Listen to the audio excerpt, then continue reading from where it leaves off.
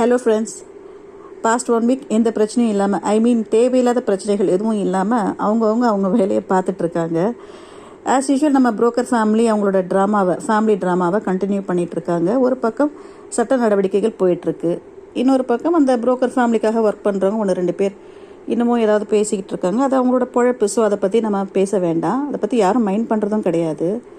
நான் ஆல்ரெடி சொன்னது தான், நான் ஒரு ப்ரொஃபஷனல் யூடியூபர் கிடையாது, ஒரு இன்ஃப்ளூயன்சர் தான். என் பார்வைக்கு தப்புன்னு படுற விஷயங்களையும் கரெக்டுன்னு படுற விஷயங்களையும் சொல்லணும். அது எவ்வளோ பேர் கேட்குறாங்க, பார்க்குறாங்க, புரிஞ்சுக்கிறாங்க அப்படிங்கிறத தாண்டி ஒரு சிலருக்கு புரிஞ்சால் போதும் அப்படிங்கிற ஒரு நோக்கத்தில் தான் நான் என்னோடய வீடியோஸ்லாம் நான் போட்டுட்ருக்கேன்.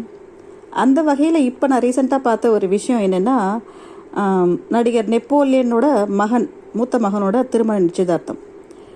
இது ஏன் இவ்வளோ வைரலாக எல்லாராலும் பேசப்படுது அப்படின்னா, அவரோட மகன் ஒரு மாற்றுத்திறனாளி அப்படிங்கிற ஒரே காரணம்தான்.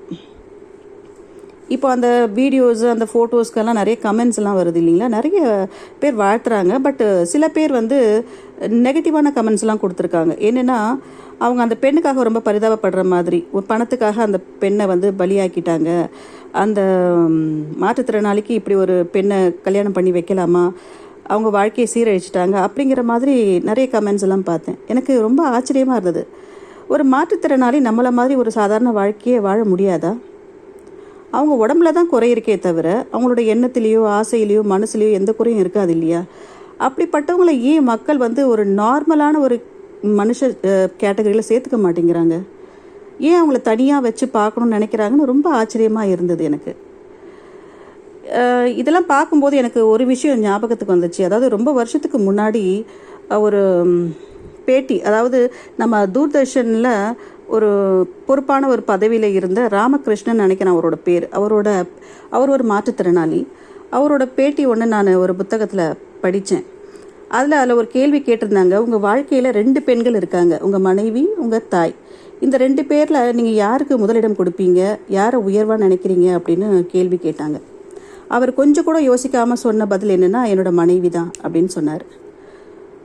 அதுக்கு காரணம் சொன்னார், என் அம்மாவுக்கு ஆப்ஷன்ஸே கிடையாது. நான் இப்படி ஒரு ஊனத்தோடு பிறக்கும்போது, குறையோடு பிறக்கும்போது அவங்களால வேறு ஆப்ஷன் கிடையாது, என்னை வளர்த்து தான் ஆகணும். அதனால் என்னை வளர்த்தாங்க, படிக்க வச்சாங்க, எல்லாம் பண்ணாங்க. இதில் ஆச்சரியப்படுறதுக்கு ஒன்றுமே இல்லை, ஏன்னா அவங்க ஒரு தாய். ஆனால் என் மனைவிக்கு நிறைய ஆப்ஷன்ஸ் இருந்துச்சு. அவங்க நினச்சிருந்தா நல்ல உடல் குறை இல்லாத ஒருத்தரை கல்யாணம் பண்ணியிருக்கலாம், என்னை விட அழகான ஒருத்தரை கல்யாணம் பண்ணியிருக்கலாம். ஆனால் அவங்க அதெல்லாம் விட்டுட்டு, அவங்களோட ஆப்ஷன்ஸ் எல்லாம் விட்டுட்டு என்னை தேர்ந்தெடுத்து எனக்கு வாழ்க்கை கொடுத்தாங்க. அதனால் என் தாயை விட என் மனைவி தான் ஒரு படி மேலே அப்படின்னு சொல்லி அவர் சொல்லியிருந்தார். இது என்னை ரொம்ப யோசிக்க வச்ச ஒரு விஷயம். ஒரு பெண்ணுக்கு நிறைய ஆப்ஷன்ஸ் இருக்குது, இருந்தாலுமே ஒரு மாற்றுத்திறனாளிக்கு வாழ்க்கை கொடுக்குறாங்கன்னா அவங்களோட மனசு எவ்வளோ ஒரு உயர்வான ஒரு விஷயம் அப்படின்னு சொல்லிட்டு அப்போ தான் நான் யோசிக்க ஆரம்பித்தேன். அதே மாதிரி இந்த பெண்ணும் ஒரு மாற்றுத்திறனாளிக்கு வாழ்க்கை கொடுக்கணும்னு நினச்சதை எதுக்கு எல்லாருமே இப்படி ஒரு கேவலமாக பேசுகிறாங்க அப்படின்னு சொல்லி எனக்கு ரொம்ப ஆச்சரியமாக இருந்தது. அந்த பெண் நிச்சயமே பாராட்டுக்குரியவர் தான்.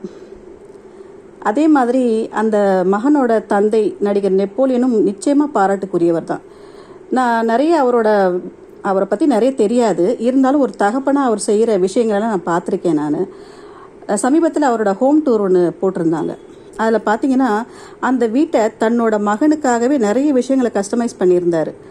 அவர் எந்த விதத்தையும் தன்னை ஒரு மாற்றுத்திறனாலே நினைக்கக்கூடாது, மற்றவங்கள மாதிரி அந்த வீட்டில் அவர் எல்லா விஷயமும் தானே பண்ணிக்கணும் அப்படிங்கிறதுக்காக அவரோட படுக்கையிலிருந்து எல்லா விஷயங்களுமே அவர் நிறைய கஸ்டமைஸ் பண்ணி செஞ்சுருந்தார். அதெல்லாம் பார்க்கும்போது ஒரு தகப்பனாக அவர் என்னெல்லாம் செய்கிறாரு பிள்ளைக்கு அப்படின்னு நினச்சி ரொம்ப ஆச்சரியப்பட்டேன். இப்படி ஒரு தகப்பன் நமக்கெல்லாம் இருக்கணும் அப்படின்னு எல்லாருமே நினைக்கிற மாதிரி அவரோட செயல்பாடுகள் எல்லாமே இருந்துச்சு.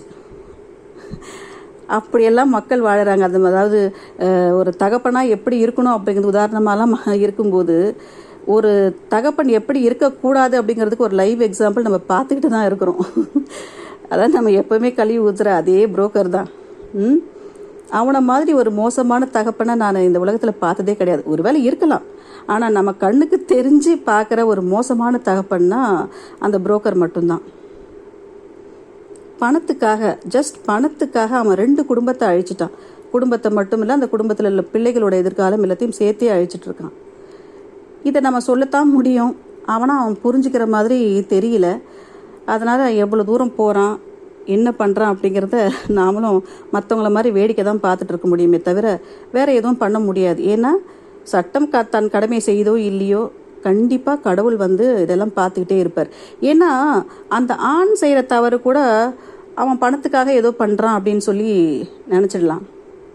அது தவறு தான், இருந்தாலும் அது கூட சேர்ந்துக்கிட்டு 2 பெண்களும் பண்ணுற தவறை பார்க்கும்போது ரொம்ப மனசு கஷ்டமாக இருக்குது. அவங்க குடும்பத்தை பார்க்குறதில்ல, பிள்ளைகளை பார்க்குறதில்ல, இல்லை தன்னை சுற்றி இருக்கிற சமூகத்தை பார்க்குறதில்ல, எதையுமே பார்க்காம இவனோட ஸ்கிரிப்டுக்கு அவங்களும் வந்து பர்ஃபார்மன்ஸ் ஹெவியாக பண்ணிட்டு தான் இருக்காங்க.